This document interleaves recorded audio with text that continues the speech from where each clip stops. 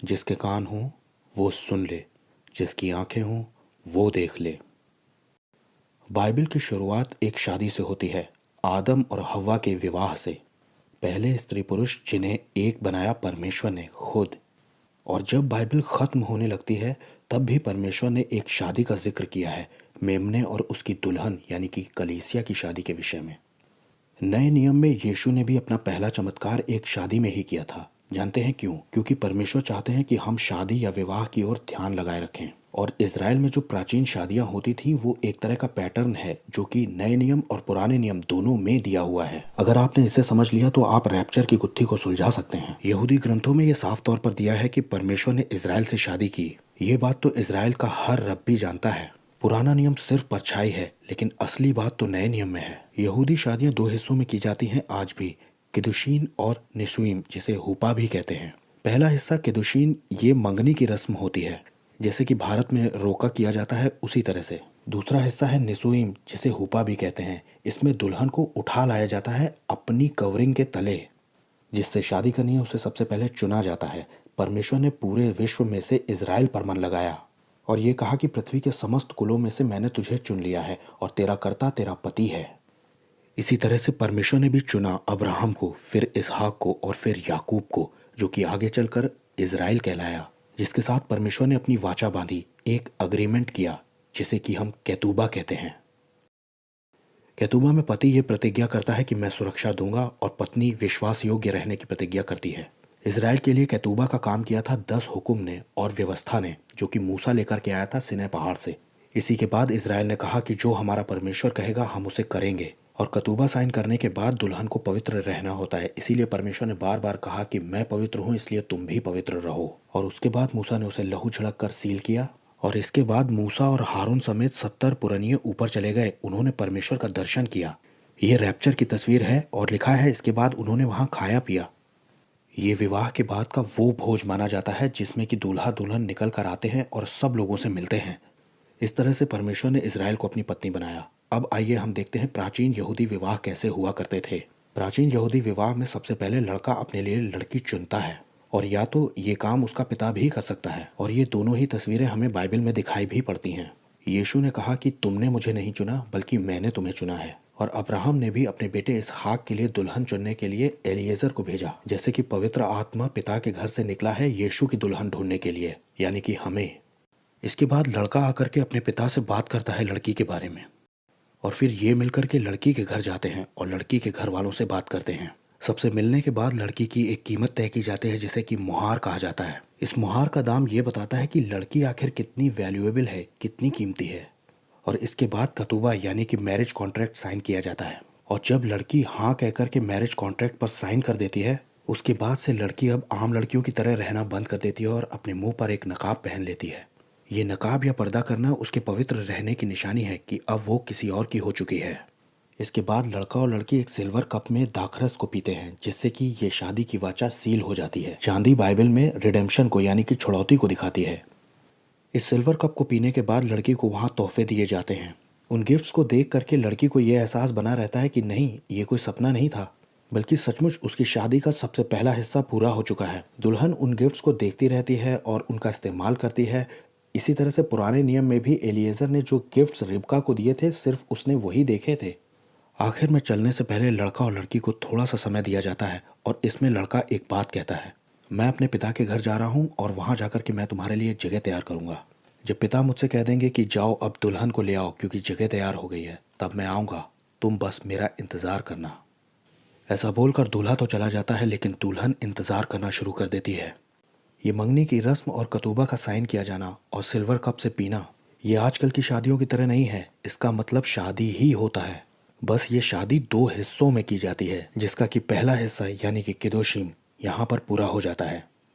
इसके बाद लड़की को एक स्नान करना होता है जिसे कि मिक्वा कहते हैं। ये एक तरह से यहूदियों का बपतिस्मा है। हर एक यहूदी लड़की को मंगनी के बाद ये मिक्वा स्नान लेना ही होता है। दोनों ही परिवारों में शादी की तैयारियां बहुत ज़ोरों शोरों से शुरू हो जाती हैं। पुराने समय में मशीनें नहीं थी, इसलिए आटा चावल दाल सब कुछ अरेंज करने में बहुत समय जाता था। इसलिए मंगनी से शादी तक लगभग 1 से 2 साल का अंतर रखा जाता था। दोनों ही परिवारों में खुशी का और जश्न का माहौल तैयार हो जाता है। दुल्हन को एक तरफ तैयार रहना है और इंतजार करना है दूल्हे का, वहीं दूल्हे को पिता के घर में जाकर के एक ब्राइडल चैम्बर को तैयार करना होता था जहां वो दुल्हन को लेकर आएगा। ये ब्राइडल चैम्बर ही वो जगह है जिसे कि पिता के घर में लड़के ने बनाया है, जहां पर दूल्हा दुल्हन एक होंगे और उनका मिलन होगा। इस ब्राइडल चैम्बर को तैयार देखने के बाद पिता यह डिसीजन लेता है कि जाओ अब दुल्हन को ले आओ। अगर दूल्हे से कोई ये सवाल करता है कि कब लाओगे दुल्हन को, तो वो कहता है कि उस घड़ी उस समय को कोई नहीं जानता, बस सिर्फ पिता ही जानता है। जब पिता हुक्म देंगे तब मैं जाकर अपनी दुल्हन को उठा लाऊंगा। वहीं दुल्हन के घर वाले दुल्हन से कहते हैं कि वो आएगा ज़रूर और वो चोरों की तरह आएगा, लिटरली वो तुम्हारा अपहरण करके ले जाएगा। कुछ हंसी ठिठोली करने वाली सहेलियां और कुछ गांव के लोग ये मजाक भी करते हैं कि वो नहीं आएगा। बाइबल में ऐसे लोगों को स्कॉफर्स कहा गया है। ये अंतिम दिनों में आएंगे और कहेंगे कि कहाँ गई उसके आने की प्रतिज्ञा, वो नहीं आएगा। लेकिन दुल्हन इन बातों पर कान नहीं लगाती, बल्कि वो हर रोज़ तैयार रहती है, क्योंकि वो बोल कर गया है कि तुम बस तैयार रहना और इंतज़ार करना, मैं ज़रूर आऊँगा। अब इस शादी का दूसरा हिस्सा शुरू होता है जिसे शिदुखीम या निसुईम कहते हैं, जिसे हुपा भी कहा जाता है। इसमें दूल्हा अपने पिता की आज्ञा पाकर के दुल्हन को लेने के लिए निकल पड़ता है। इधर दुल्हन जो कि पहले से तैयार रहती है, वो जैसे ही शोफार का यानी तुरही का शब्द सुनती है, वो तुरंत अपने द्वार पर चली आती है।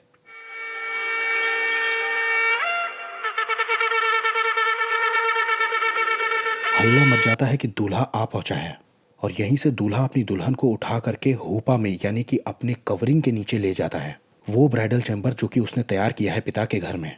अब यहाँ शादी की वाचा का दूसरा कप पिया जाता है जिसमें कि दाखरस होता है और यहाँ पर यह शादी पूरी तरह से सील हो जाती है। ये दाग का रस शादी के पूर्तिकरण को दिखाता है और दूल्हे ने जो आने का वादा किया था उस वादे को पूरा करने की खुशी में से पिया जाता है। अब दूल्हा और दुल्हन 7 दिन तक इस ब्राइडल चैम्बर के अंदर रहते हैं और वो किसी की नज़र में नहीं आते। इधर दुल्हन के घर में जो लोग 2 पैग लगा के सोए होते हैं, उन्हें बिल्कुल पता नहीं चलता कि कब आया दूल्हा और वो कब दुल्हन को उठा ले गया। जब दूल्हा और दुल्हन अपने 7 दिन को यानी अपने हफ्ते को पूरा कर लेते हैं, तब वो उस ब्राइडल चैम्बर से बाहर आ जाते हैं और तब वो बाहर आकर अपने आप को सब लोगों के ऊपर प्रकट कर देते हैं। इसके बाद एक शादी का भोज किया जाता है जिसे कि मैरिज सपर कहते हैं और इसके बाद दूल्हा दुल्हन एक नई गृहस्थी शुरू करते हैं। वो अपने घर को शुरू करते हैं, वो अपना परिवार बनाते हैं और वो एक दूसरे के साथ अपनी ज़िंदगी बहुत प्यार से बिताना शुरू कर देते हैं। अब हम ये देखेंगे कि प्राचीन यहूदी विवाह की इन रस्मों को कैसे यीशु मसीह ने अपने चेलों को समझाया था। सबसे पहले यीशु मसीह ने अपने चेलों को चुना और कलीसिया को भी चुना। कहा कि तुमने मुझे नहीं चुना बल्कि मैंने तुम्हें चुना है। इस तरह से एक यहूदी लड़के यानी यीशु मसीह ने अपनी दुल्हन यानी कि कलीसिया को चुन लिया था। उसकी कलीसिया आज के भी विश्वासी हैं जिन्होंने यीशु मसीह को अपना दूल्हा मान लिया है। ये हर क्षेत्र, हर देश, हर भाषा, हर कुल के हैं। अब कलीसिया के साथ यीशु के विवाह के भी 2 ही हिस्से हैं, पहला केदुशीम और दूसरा हुपा।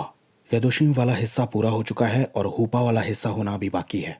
यीशु ने अपने विश्वासियों को नई वाचा दी यानी कि केतुबा साइन करवाया। फिर यीशु ने प्रभु भोज के समय में प्याला उठाकर अपने चेलों को भी दिया जिससे कि वाचा सील हो गई। उसने ये भी कहा कि ये मेरे लहू में नई वाचा है। उन्होंने ये भी कहा कि अगला कप मैं तुम्हारे साथ वहां पिता के राज्य में पीऊंगा। फिर यीशु ने कलीसिया के लिए अपना दाम चुकाया यानी कि मुहार दिया। ये उसने अपना बेशकीमती लहू बहा कर दिया। यीशु ने लास्ट सपर पर अपने चेलों से कहा था कि मैं तुम्हारे लिए एक जगह तैयार करने जा रहा हूँ अपने पिता के घर में और मैं वापस आकर के तुम्हें लेकर जाऊंगा। यीशु ने उन्हें यह भी बताया था कि वो घड़ी, वो घंटा, वो दिन, वो सिर्फ पिता ही जानता है कि वो कब मुझे दोबारा भेजेगा। फिर कलीसिया को पवित्र आत्मा के दान मिलते हैं। गिफ्ट्स के रूप में पवित्र आत्मा के 9 वरदान उतरते हैं। कलीसिया को पवित्र आत्मा का दान बयाने के रूप में मिला है ताकि उसे ये विश्वास रहे कि दूल्हा आएगा। इसके बाद कलीसिया मिकवा स्नान से यानी कि बपतिस्मे से गुजरती है। यही कारण है कि पतरस 3-3 हजार बपतिस्मे दे रहा था। बपतिस्मा हमें बचाता नहीं है, लेकिन ये यीशु का एक हुक्म है। ये हमारे सैंक्टिफिकेशन के प्रति हमारी गंभीरता को दिखाता है। यीशु ने चेलों को यह भी जाहिर किया था कि वो रात में जैसे चोर आता है वैसे आएंगे। केदुशीम और हुपा के बीच में जो साल या 2 साल का अंतर लिया जाता है उसे हम 1000 साल और 2000 साल से जोड़ सकते हैं। अब यीशु को गए हुए 2000 साल पूरे हो चुके हैं और अब तो ठट्ठा करने वाले भी दिखाई पड़ने लगे हैं जो कहते हैं कि उसके आने की प्रतिज्ञा कहाँ गई। अचानक से एक दिन तुरही फूकी जाएगी और एक पवित्र सभा उसके सम्मुख इकट्ठी हो जाएगी और यीशु बादलों पे अपनी कलीसिया से मिलेगा और उसके बाद इस विवाह का शदुशीन यानी कि हुपा वाला हिस्सा पूरा होगा। विश्वासी जो उसकी दुल्हन है ये 7 साल तक उसके ब्राइडल चैम्बर में रहेंगे और उस वक्त पृथ्वी पर परमेश्वर के क्रोध के कटोरे उंडेले जा रहे होंगे। इसके आखिरी के 3.5 सालों को जेकब ट्रबल यानी कि याकूब के संकट का समय कहा गया है। जब यीशु का कलीसिया का हफ्ता यानी कि 7 वर्ष पूरे हो जाएंगे तब वो अपनी कलीसिया को लेकर के बाहर निकलेंगे और तब वो जैतून के पहाड़ पर पांव टेकेंगे जिससे कि वो फटकर 2 टुकड़े हो जाएगा। इस वक्त यहूदियों पर बहुत अत्याचार हो रहा होगा और 2/3 यहूदी मार डाले जा चुके होंगे और तब 1/3 बचे हुए यहूदियों को बचाने के लिए यीशु मसीह आएंगे, जब वो कहेंगे बारूक हबा बशेम अदोनाय, यानी कि धन्य है वो राजा जो यहोवा के नाम से आता है। फिर यीशु अपने 1000 साल के राज्य को शुरू करेंगे, जिसमें कि कलीसिया उसके साथ होगी। यीशु यरूशलेम के मंदिर में बैठकर 1000 साल तक राज्य करेंगे और कलीसिया वो पूरी पृथ्वी की अधिकारी होगी। अब हम इस वीडियो के सबसे ज़रूरी हिस्से में आ गए हैं। हम पौलुस के बारे में बात करेंगे। पौलुस के पास इतने प्रकाशन यानी रेवलेशंस कहाँ से आए थे? गलातियों की पत्री में इसका एक बड़ा भेद दिया है कि अरब का सीना पहाड़। पौलुस ने ये बता दिया था कि सिनै पर्वत ये अरेबिया में है, जो कि अब कुछ अरसे से ढूंढ लिया गया है।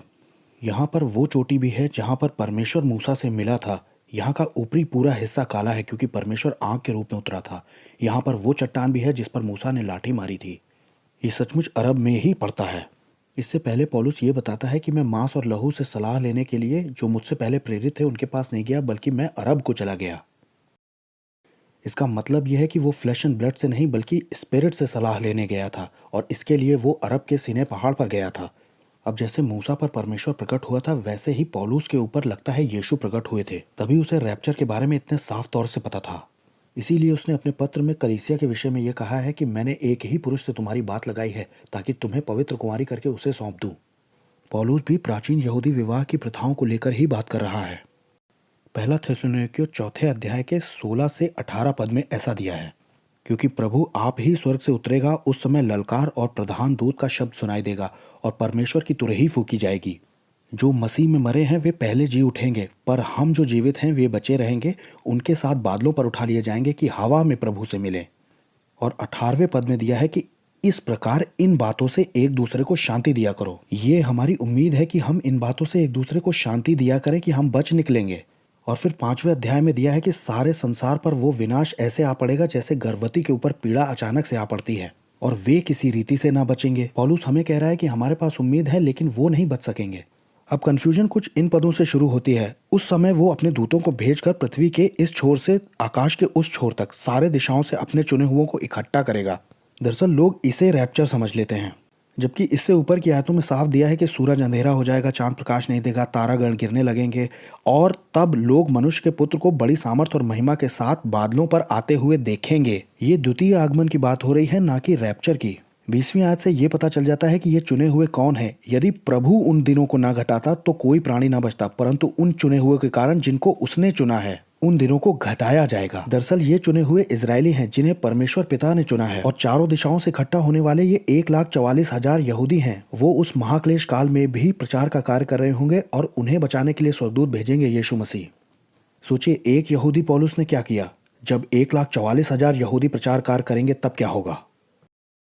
अब प्रभु के ब्राइडल चैम्बर यानी हुपा के नीचे हमको 7 दिन यानी कि 7 साल तक वहां रहना ही रहना है, वरना जो संसार के ऊपर 7 साल आने वाले हैं और जो 3.5 साल याकूब के संकट के समय हैं, इसके लिए हमें कलीसिया को इन समयों के बीच में रखना पड़ेगा, जो कि मिड ट्रिब के लोग मानते हैं कि सताव झेलने के बाद बीच में कहीं कलीसिया को उठाया जाएगा। लेकिन प्राचीन यहूदी विवाह यही बताता है कि 7 दिन तक दूल्हा दुल्हन किसी को दिखाई नहीं पड़ते हैं, वो उसके बाद ही बाहर आते हैं।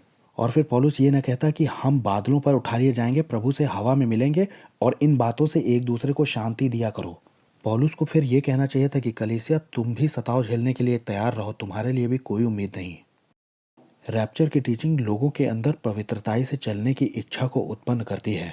प्रकाशित वाक्य में 2 औरतों का जिक्र है, एक वेश्या है और एक प्रभु की दुल्हन है। जो लोग संसार के साथ दूषित नहीं होते, ऐसी पवित्र, पाक और बेदाग बेझुर्री कलीसिया को लेने के लिए यीशु आ रहे हैं, और यही हमारी धन्य आशा है।